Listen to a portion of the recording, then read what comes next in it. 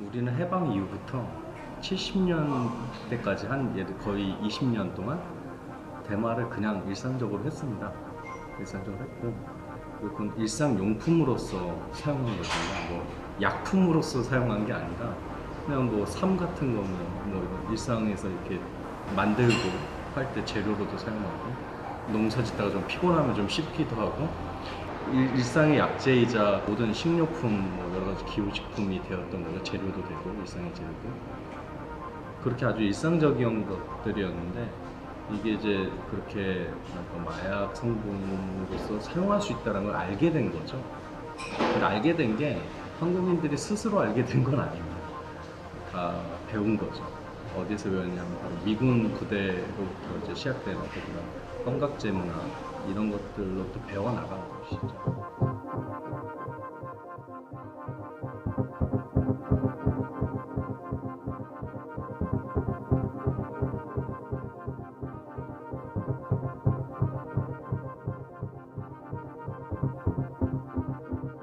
한국인들에 의한 문제들도 꽤 있었지만, 기본적으로는 많은 압력이 미군 쪽에서도 많이 왔다고 해요. 그 신문 자료 같은 거 뒤져보면은 그 당시에 대부분의 그 항의 서한이나 문제들, 사건 사고는 대부분 다 미군 부대 근처에서 일어난 것이고, 근데 그게 뭐 환각제 취해가지고 막 망나니 짓을 하는 그런 쪽에서 문제가 생긴 게 아니라, 이 약을 구하기 위해서 절도를 한다던가 사기를 친다던가 이런 식으로 부대적인 범죄 있잖아요. 이걸로 인한 부대적인 범죄, 이런 게 너무 자주 일어난 것이죠. 그러니까 이제 미군 쪽에서는 너네 이거 일상화돼 있고, 너네 특히 한국 대마 특히 효력이 세. 너네 이거 저기 제어 안 할 거야? 제어해줘라고 이제 공문 같은 것도 보내게 됩니다. 그러면서 이제 그것도 이제 큰 압박이었고, 그리고 이제 점차 사람들도 그런 걸 배워 나갔기 때문에 이걸로 이제 담배 대신에 피워도 꽤 재밌다라는 걸 알게 되니까, 이제 민간과 그 이제 미군 부대를 중심으로 한 이쪽 기지촌 쪽의 이 문화가 둘 다 문제가 생긴 것이죠. 여간 50년부터 70년 전까지, 그 즈음까지 한 20년 동안 문제가 크게 안 되다가 이제 그런 사용법을 알게 되면서 문제가 되어가는 겁니다. 근데 그 문제는 무엇일까 생각해 보면, 사실은 미군의 입장에서는 통제가 안 된다. 군인들이 뭔가 아무튼 이런 다운필을 이렇게 취하게 되면서 그런 여운과 아무튼 어떤 그런 무기력하고 통제되지 않는 어떤 군인상, 이런 것들 때문에도 문제가 된 거고, 당시에서도 한국의 어떤 그런 근면한 어떤 그런 노동자 상들, 이런 것들을 마련하는데 굉장히 이게 걸림돌이 되는 문화였던 거죠. 그러니까 싹을 쫙 잘라버린 거죠. 그러니까 저는 그렇게 생각해요. 이게 문제가 된다고 생각하면 사람들은 항상 이렇게 생각해요. 뭐 무슨 광란의 뭐 환각제 낭동부림, 이렇게 생각하는데 그거는 아니고, 특히 대마초만 집중해서 얘기를 하면 그건 아니고, 대마를 둘러싼 일종의 싸움. 대마초에서 이제 어떤 특정한 이제 어떤 약효만 강하게 이제 취하려고 하는 어떤 그런 사용법, 이런 것들이 이제 문제가 되었다고 볼 수 있습니다. 우리가 미국 문화 굉장히 좋아하는데, 사실 취할 것만 취하고 또 전부 다 받아들이진 않았던 것이죠. 그러니까 그런 어떤 환각제나 뭐 이런 로그막이라든지 뭐 여타 그 뭐랄까 굉장히 대항 젊은이 문화라고 할 만한 그런 것들은 이제 싹을 자르겠다고 생각을 했던 것이죠. 당시에 뭐 박정희 대통령 아들에도 박지만도 이제 뭐 그런 약물과 관련된 사건 스캔들이 꽤 있었고, 뭐 그런 것 때문인지도 모르겠지만 더더욱 이제 젊은이들 사이에 이제 꽃피는 일종의 이런 미국 문화를 이제 없애버려야겠다, 이런 이제 결심을 했던 것 같아요. 그리고 아까도 얘기했지만 그 미군 쪽에서 이거 통제 좀 해달라, 너네 법령도 없냐, 이런 식으로 이제 압박을 가하기 시작했고, 그래서 76년에 이제 그제서 이제 습관성 의약품 관리법으로 이걸 통제하기 시작한 거죠. 근데 이제 뭐 모델이 필요한 거 아닙니까? 이제 한번 이렇게 혼내줄 그 혼내줄 모델로 제일 좋은 거는 뭐 그 당시에 잘 나가던 그런 장발족들, 아니면 그런 기타 치는 친구들 이런 친구들이겠죠. 그러니까 대표적으로 그런 사람들 하루아침에 다 싹 잘려나갔잖아요. 그래서 그 70년대 은어가 있었다고 하죠. 예, 은어가 대마초 피었다 이게 은어인데 그게 뭐 진짜 대마초 피었다 이런 게 아니라 그냥 갑자기 사라지는 사람을 대마초 피었다라고 표현한다라고 하는 거 아닙니까? 그게 되게 재밌는 것 같아요. 아침에 가다가 그냥 내가 배가 아파가지고 화장실 가갔더니 야, 걔 대마초 피었어 이렇게 갑자기 사라진다는 걸 그렇게 표현했던 거죠.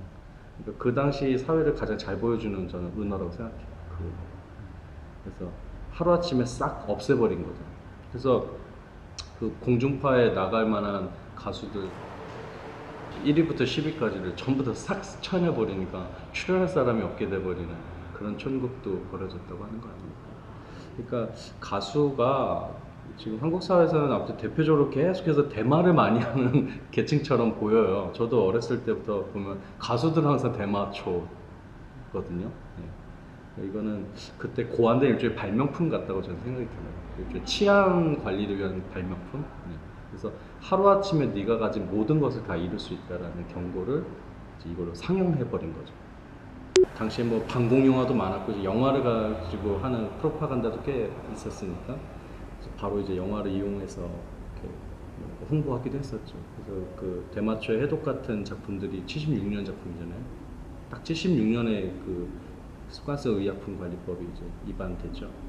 그래서 거기 보면은 대마초한 인간들이 등장하는데 사실 대마초를 실제 해본 사람한테 그걸 보여주면 다 웃어요. 왜냐면 다 이렇게 좀비처럼 이렇게 제정신이 아예 아니에요. 다 제정신이 아니고 그냥 뭐 사실은 그런 화학적 그런 마약들, 화학적 마약들이 거의 말기 증상에 해당하는 그런 모습에 등장하거든요.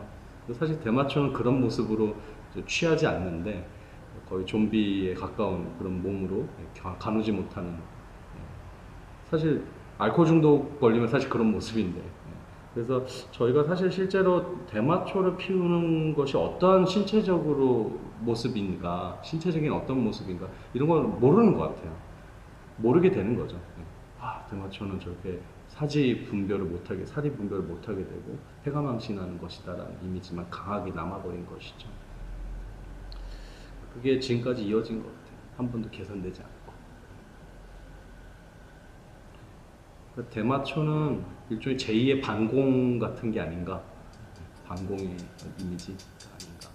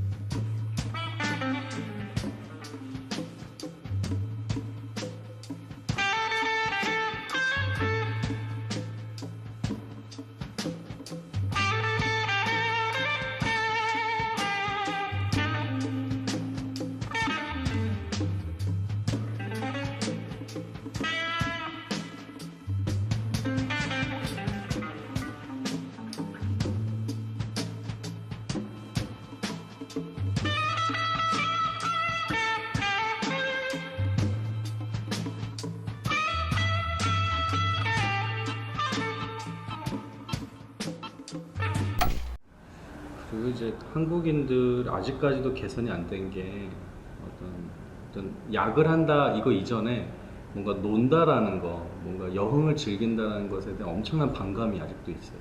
열심히 일해야 되고, 아무튼 끊임없이 자기 자신을 관리를 해야 되고. 근데 이제 연예인이 딱 그런 어떤 뭐랄까 그 반대편에 있는 자들이죠. 광대 짓을 하는 것이고, 그리고 때로는 우리보다 더 돈을 많이 벌고 아주 호화롭게 사는 것 같은데 이렇게 방만하게 산다라는 거, 거기에 대한 응징을 그렇게 하는 것 같아요. 그러니까 우리 동조를 하는 거죠. 사실은 한 번도 의심을 품지 않잖아요. 왜 계속 연예인만 이렇게 접어가지? 저 사실 전시용 아니야? 라고 질문하지 않는 거잖아요. 그때 이제 쾌감을 느끼는 거죠, 같이. 역시 저렇게 딴따라 짓을 하다가 뭐 저렇게 어떤 뭐 근면성실하지 않은 자들은 마땅히 패가망신해야 돼라는 식의 동조를 한 거죠, 동조. 한 번도 질문하지 않았던 것도 문제라고 생각해요. 사실. 아무튼 뭐 2018년까지 이게 계속해서 이제 유효하다, 이 전략이. 그건 사실인 것 같고, 우리도 한 번도 질문하지 않았고. 네. 저거 좀 너무 부당한 거 아니야, 저거 혹시? 네. 연예인이 다 대마를 폈어. 모든 뭐 이제 음반 활동도 금지시키고 뭐 완전히 가수로서의 싹을 잘라버려 했을 때 그 사람은 이제 어떤 인생을 좌지우지하는 건데, 거기에 대해서 한 번도 질문하지 않았던 것 같아요. 질문하지 않으니까 더더욱 이제 성역화돼 가지고 말만 꺼내도 사실은 금기어가 되는 그런 수준에 이른 것 같아요. 그러니까 우리 사회에 이제 대표적인 금기어들이 몇 개가 있는데, 뭐 동성애라든지 종북이라든지 대마초도 있는데, 그 정도 반열에 올라가 있어요, 이게. 그래서 한 번쯤 저희가 이번 기회에 이제 얘기해야 될 것 같습니다. 실제로 대마를 했을 때 어떤 기분일까? 그리고 사회는 왜 사실은 그렇게 허용을 하다가, 한때는 허용하다가 뭐 필요에 의해서 이제 억압했을까? 그리고 생각보다 억압한 역사가 길지도 않았구나, 이 정도. 기껏해야 40년 좀 넘었어요. 대마를 이 땅에서 금지시킨 게 40년, 겨우 40년. 그 이전에 단 한 번도 법이 없었다고요. 법이 없었고 그냥 일상에 그냥 할아버지들, 동네 아저씨들 다 그냥 사용하던 거예요. 문화였네. 우리 그냥 오늘날 카페인 먹는 뭐 그런 어떤 각성제 먹는 거 다를 건 없는 거죠, 한편에서. 반대로 그건 이제 각성이 아니라 이제 다운시켜주고 기분 좋게 하는 거지만. 그래서 대만은 단순히 나에게 약물을 허용해라 이렇게 말하면 안 될 것 같아요. 약물 이전에 약물이 아니었다니까요. 그게 전 중요한 프레임이라고 생각해요. 근대 이전에는 이건 약이 아니었고 그냥 일상용품, 네, 일상용품이었던 거잖아요. 그냥 상비약, 약간 민간 상비약, 약초 같은 거. 약초죠, 약초. 그냥 약초 수준이었죠. 그거를 굳이 이제 화학적 성분으로서 분석해내고 화학적 성분으로 환원해서 약품으로만 이제 관리하기 시작하고 약품으로 취급하게 되면서 관리가 된 거죠, 이게. 그리고 물론 당연히 부작용은 있을 수 있어요. 당연히 뭐 이게 예를 들어 뭐 군대나 학교에서 얼마나 고치기 덩어리겠습니까, 이게 관리가 안 되는 거. 근데 그런 근면성실한 인간이 필요했던 시기가 있고, 그걸 100번 양보해서 이해한다 치면은 오늘날에는 다르지 않나, 상황. 제가 아무리 근면성실해도 더 나아질 수 있는, 뭐 혹은 지금보다 이 근면성실함으로 극복할 수 있는 뭐 예를 들어 어떤 일이란 게 그렇게 많지 않거든요. 워낙 기계적 어떤 혁명 시대인데, 기술 혁명 시대인데. 그래서 그런 점에서도 질문해야 돼요. 그러니까 예를 들어 되게 뜬금없는 거지만 AI가 예를 들어 우리들의 어떤 삶에 영향을 끼치고 노동력을 대신하는 시대가 이제 곧 온다면 우리는 할 일이 별로 없는데 뭐 할 건가? 두 개밖에 없다고 저는 생각해요. 공부하거나 스스로 뭔가 깨우치고 공부하거나, 아니면 어떤 이런 신체를 해방하는 방식, 뭔가 약물이라든지 이런 어떤 놀이용 약물을 통해서 신체를 해방하면서 좀 더 창의적인 어떤 감성을 끌어내는 일. 이 두 가지가 가장 그래도 남을 해치지 않고 그 잉여 시간을 사용할 수 있는 방법이라고 저는 생각하거든요. 근데 만약에 이 두 가지가 안 된다 하면은 대체로 어떤 욕망을 막 자극하고 욕망을 끌어내는 방식이 무언가를 하게 될 거예요. 누군가를 혐오하게 된다든가, 극단적으로 막 뒤에서 너무나도 근거도 없이 혐오하게 된다든가, 아니면 그냥 과도한 섹스에 탐닉하게 된다든가.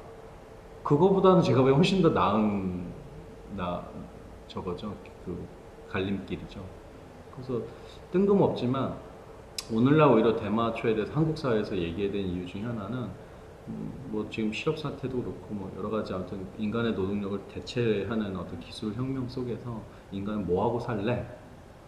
공부하고 놀 거야 라고 말할 수 있다면 대마초는 반드시 넘고 가야 되는 문제인 것 같아요. 좀 그렇게 뻔뻔하게 질문해도 된다고 생각해요. 그러니까 지금 우리가 대마초를 이제 허용해야 된다라고 질문하는 방식은 이제 의료용이 우선 시급하고 당연하죠. 목숨이 왔다 갔다 하는 건데 지금 바보 같은 인식 때문에 대마초에 대한 바보 같은 인식 때문에 안 되는 거였잖아요. 당연한 거고 더 나오서 나 좀 놀면 안 돼? 그렇게 나 좀 이제 게을러지면 안 돼? 게으름 장치 아니에요. 대마초는 게으름 장치. 그러니까 그 게으름에 대한 요구를 할 수 있는 문화가 있어야 대마초에 대한 얘기도 할 수 있다고 생각해요.